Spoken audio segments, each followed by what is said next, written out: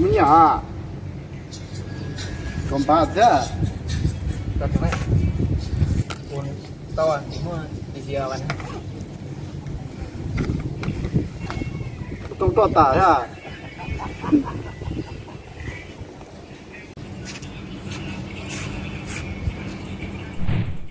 ตัวที่มั่วดีเซียวัน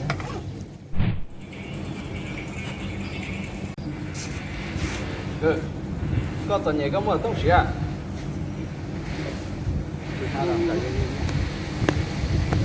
ก็สปอร์ต สปาร์ โอ้ทีเนี่ยเราจะมาเก็บ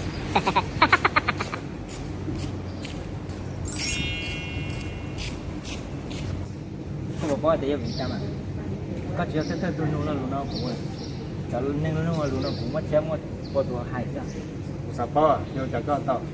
ก็สปอร์ตแต่เราไม่ฟัน จะไม่ถกเขินเลย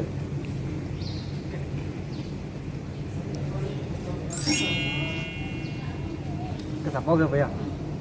แต่อีกกูมึงเนี่ยอยากก็เท่ๆก็สิกูย้ายโฟนกดได้เจกูคิดดีลุงนอนซิ หนูก่อนเด้อด่าเลย